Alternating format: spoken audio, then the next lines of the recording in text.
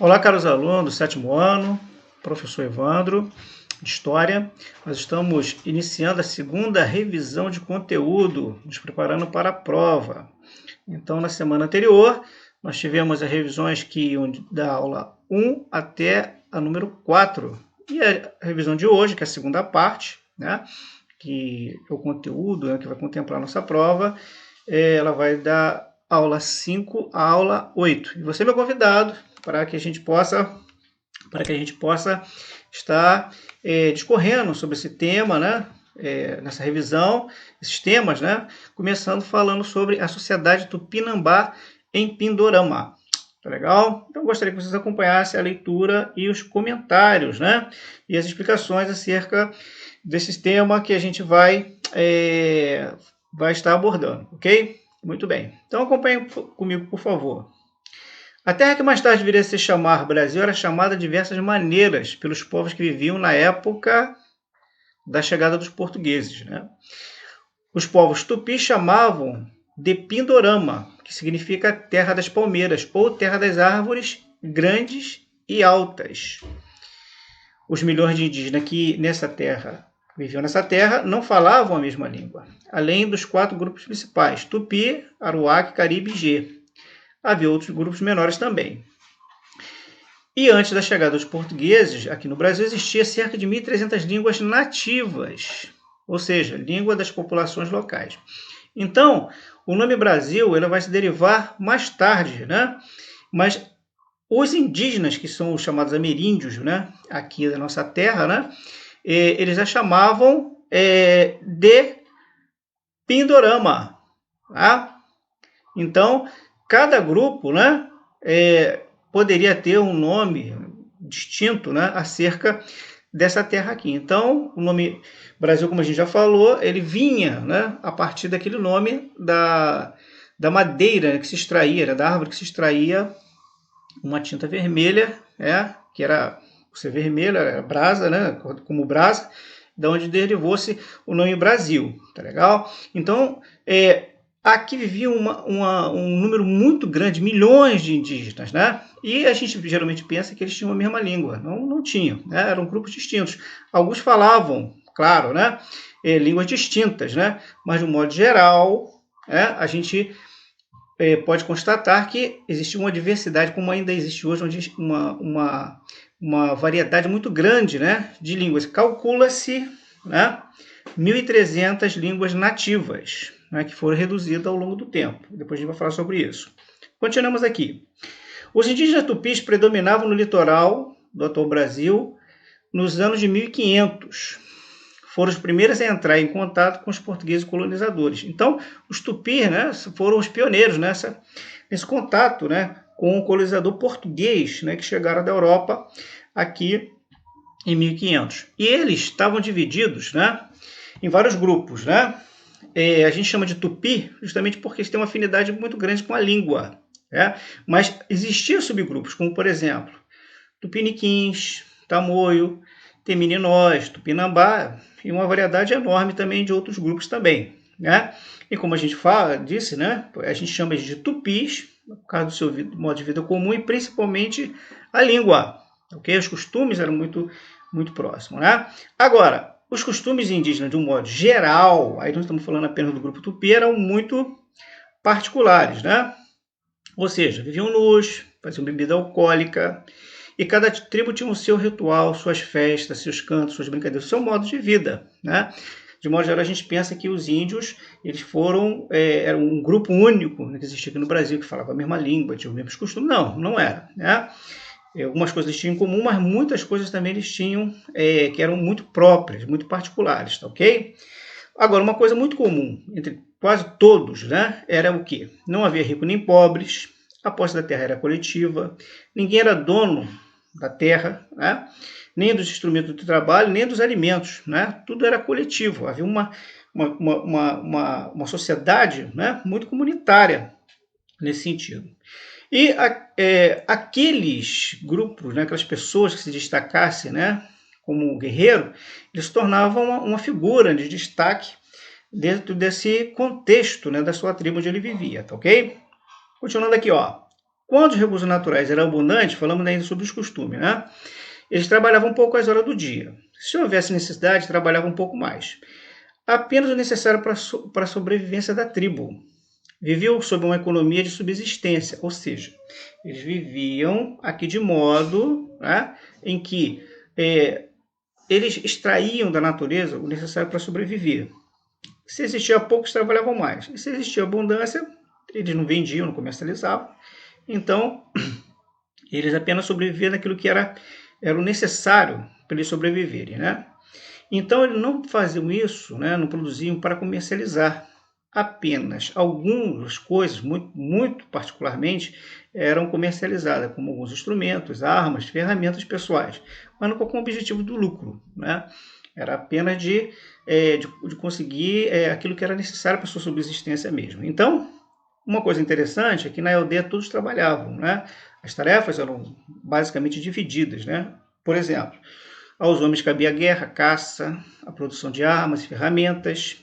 As mulheres, em geral, a elas era reservada a responsabilidade de cuidar dos filhos, da produção de cerâmica, as atividades agrícolas e o preparo, né, do alimento também, né? Cozimento e etc. Tá legal?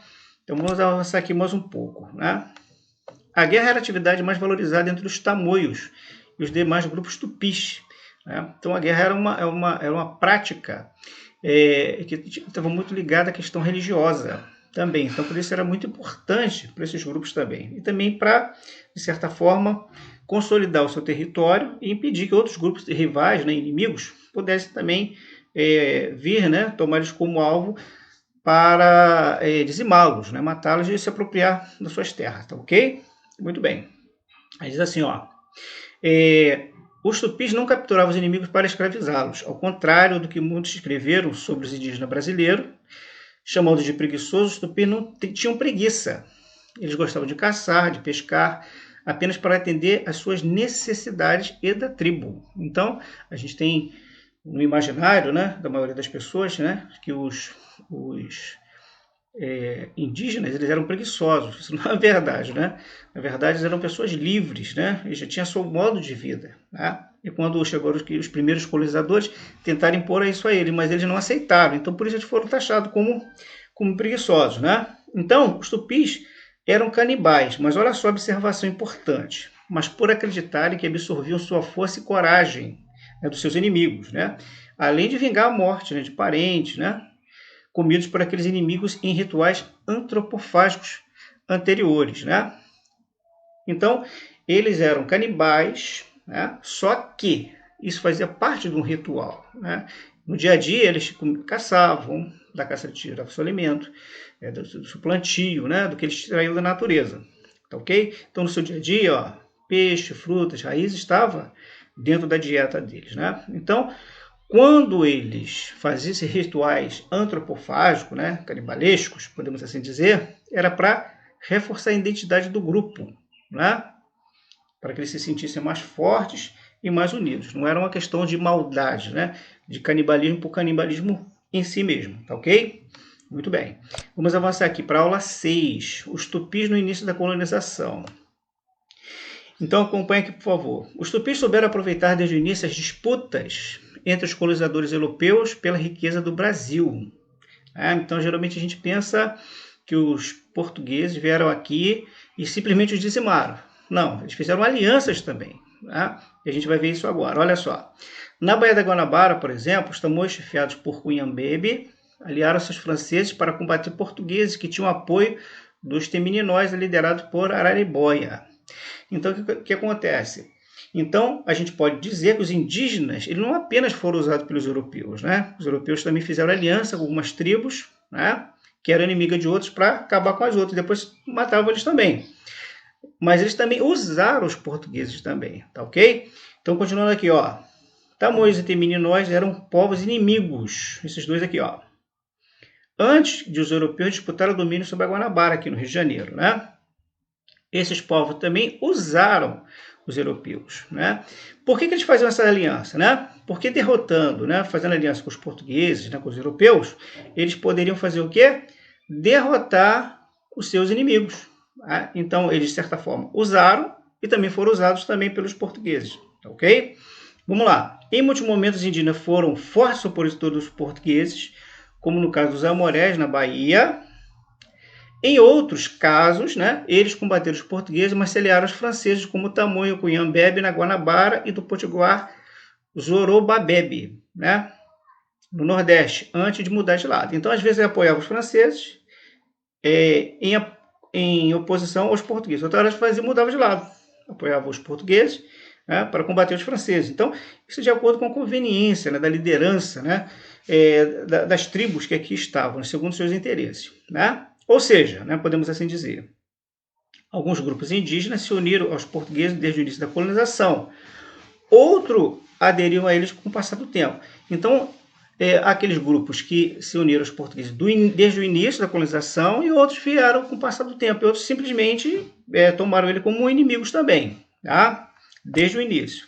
Mas vejamos aqui, ó, os grupos Temininó, Araribóia, o Tupiniquim, Tibiraçá e o Tabajara Piragibe foram aliados de primeira hora. O que significa isso? Que a gente pode dizer que esses grupos indígenas foram aliados de primeira hora. Né? É porque eles, desde o início, eles apoiaram os colonizadores. Né? Ok? Então, olha só. Eles preservaram a cultura tradicional até onde foi possível, mas adotaram a religião e diversos costumes trazidos pelos colonizadores também.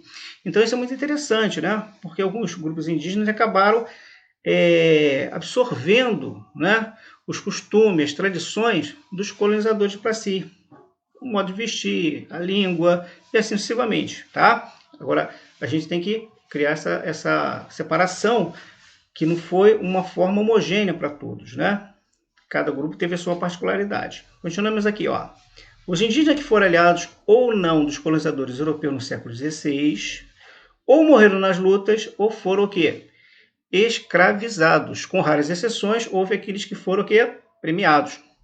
Então, aliados ou não dos europeus no século XVI, ou eles morreram na luta, ou eles acabaram sendo escravizados no final, porque há uma perda, né, nesse embate aqui, né, com outros grupos indígenas, mesmo com o apoio dos europeus. Né?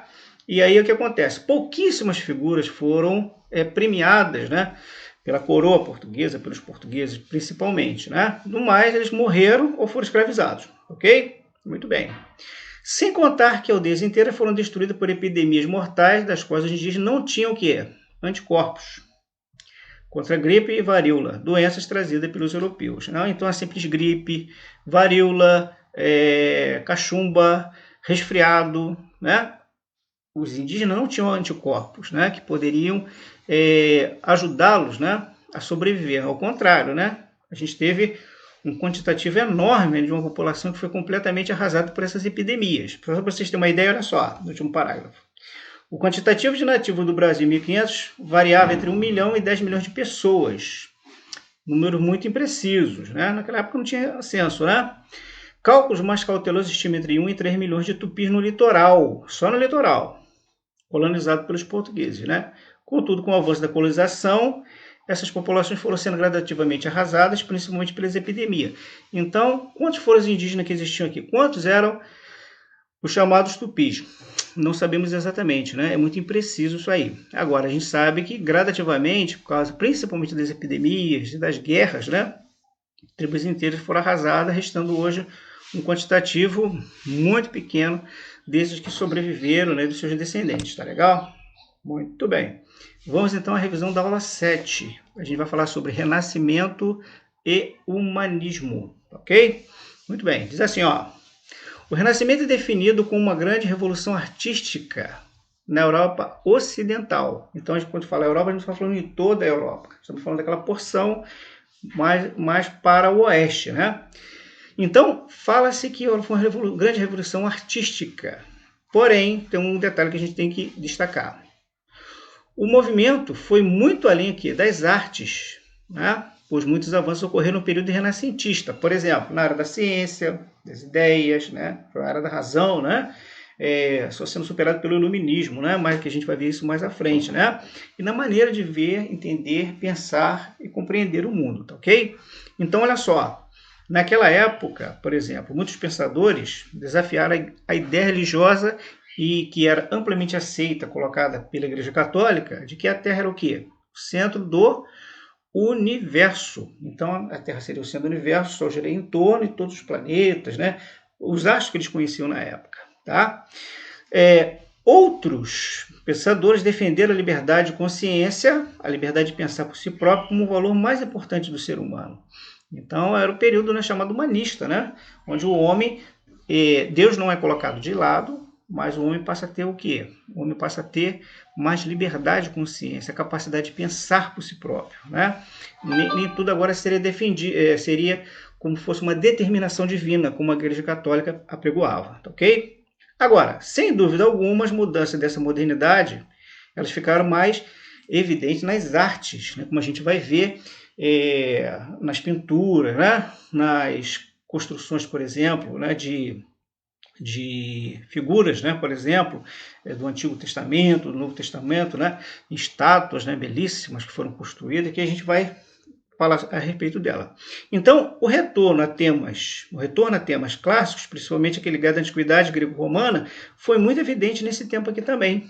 Então, se deu destaque tanto a temas do Antigo e Novo Testamento, principalmente que era financiado pela Igreja Católica, quanto também a um período, né, da chamada o quê? Da antiguidade greco-romana, ou seja, greco, vem de grego, né, grego-romano, tá legal? Aí a gente tem destaque aqui uma figura maravilhosa, que é Leonardo da Vinci, que foi considerado um dos maiores gênios da nossa história, até o dia de hoje, né? Olha só as credenciais dele. Estudou arte, dedicou-se à ciência, estudou anatomia, né?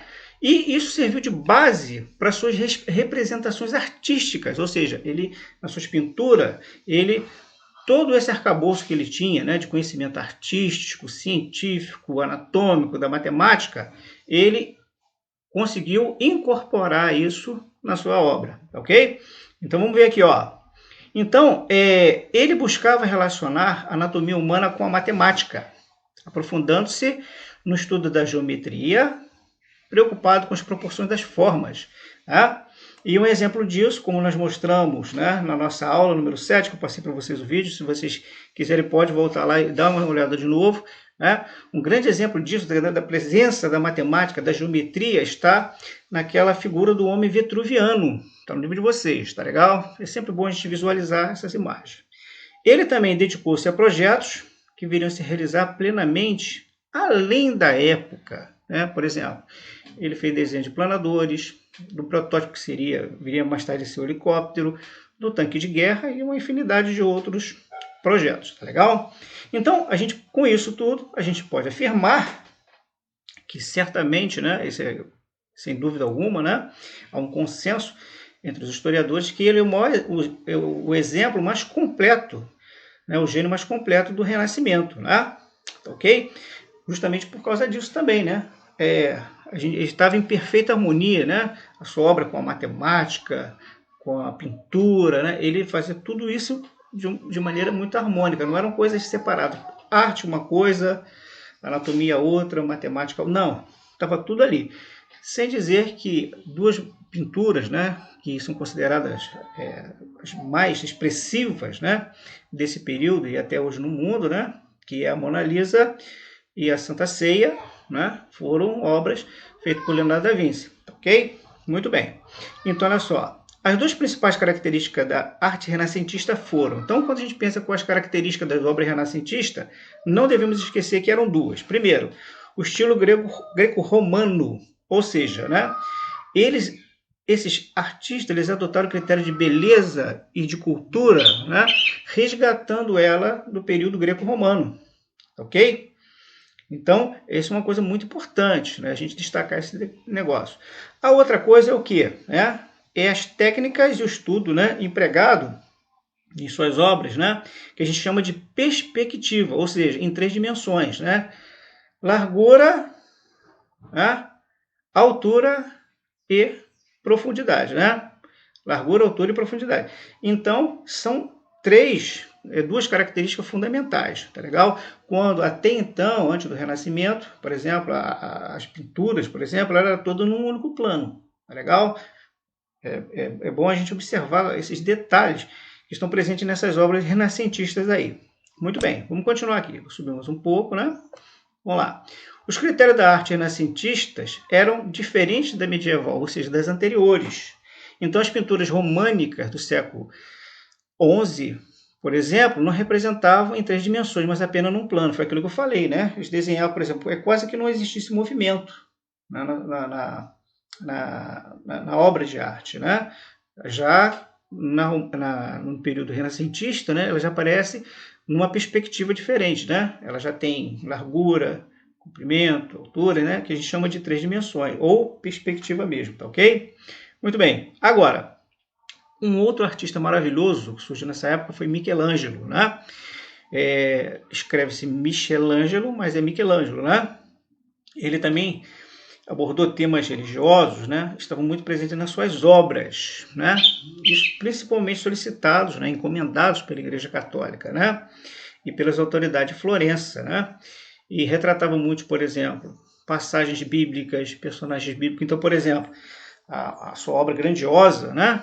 Foi a Capela da Sistina, por exemplo, né? Construída, iniciada em 1508, e ele levou aí mais de 25 anos para concluir ela, concluindo apenas em 1541, né? E ele também tem uma obra de arte que é maravilhosa, né? Estátua de Davi, gente, que é uma coisa assim genial, né? Ela parece que está viva, você consegue ver os detalhes, né?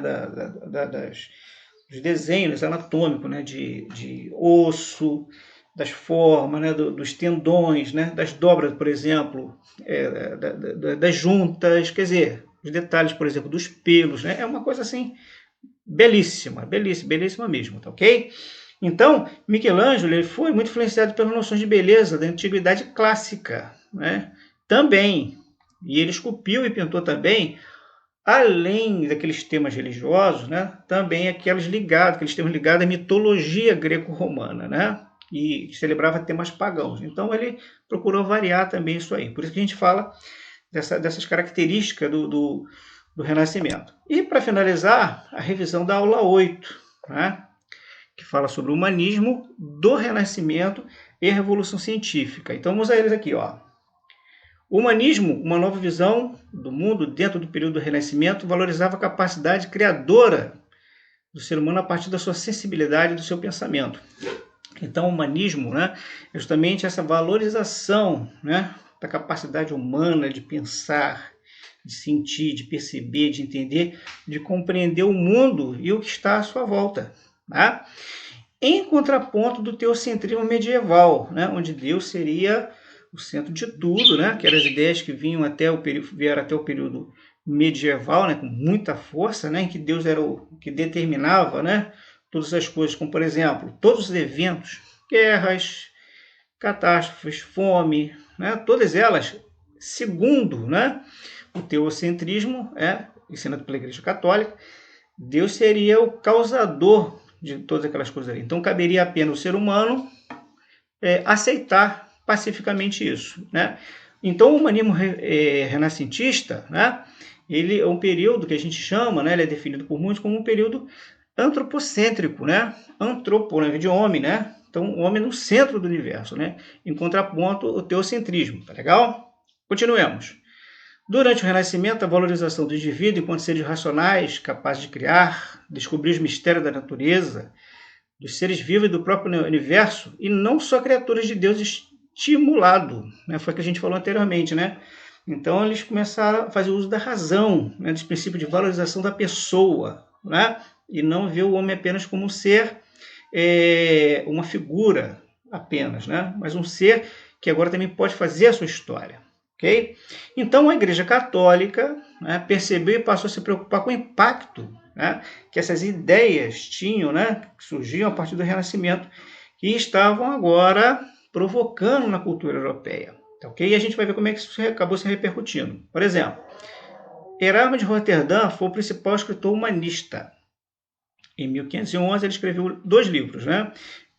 Um em 1511 e um em 1524. O primeiro chamava-se Elogio da Loucura e o outro Livre-Arbítrio, o Livre-Arbítrio. Nesse primeiro aqui, ele como humanista, ele faz uma crítica, né? Claro que não foi uma coisa assim aberta, né? Ele cria um personagem, né? Que era ele mesmo, né? Onde ele faz críticas muito duras, né? sobre os abusos da Igreja Católica, né? Onde discordava assim, dos rituais excessivos do catolicismo, né? Da sua pompa, da sua luxúria, aquela coisa toda. E o outro, livre-arbítrio, né? Ele faz uma defesa sobre a liberdade e a consciência de escolha, né?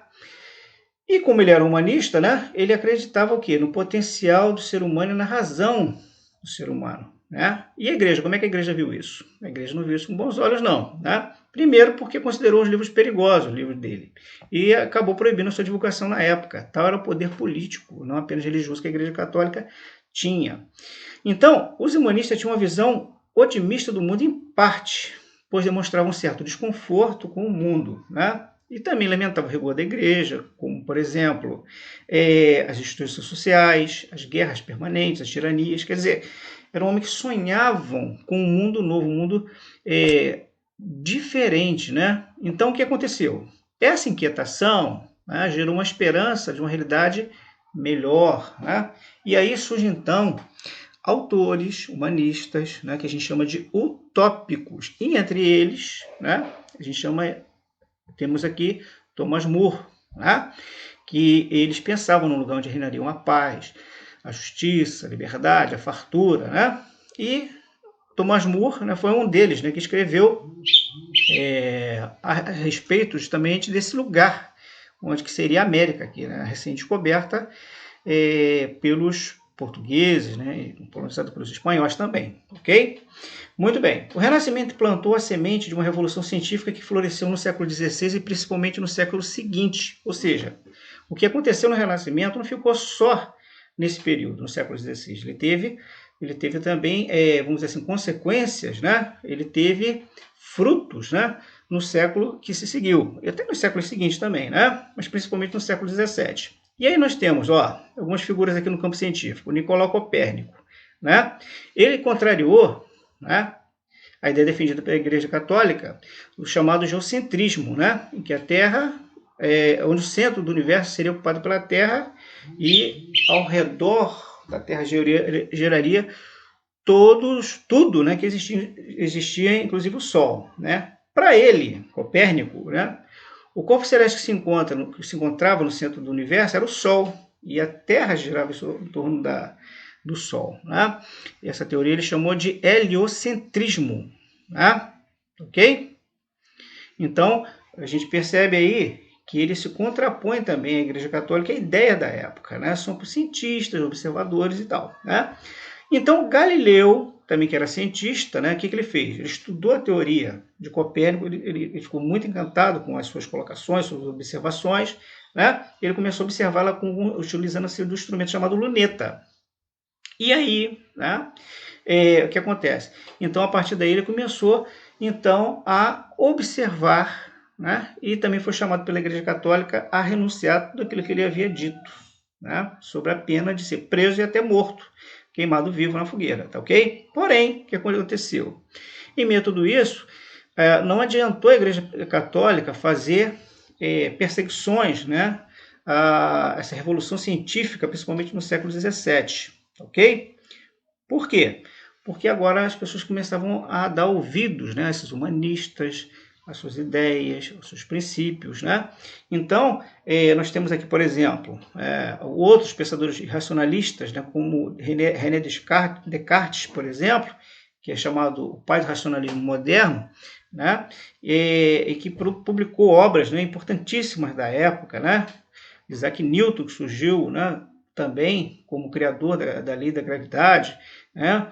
E também pai da física. Então, figuras científicas, né, também vão se somar a esses humanistas, de modo que começa então a jogar por terra aquela concepção puramente religiosa implantada pela Igreja Católica, levando a uma mudança de ideia e de concepção sobre Deus e o mundo e o destino das pessoas. Ok? Ficamos por aqui e a gente se vê na próxima aula, galera. Fiquem com Deus.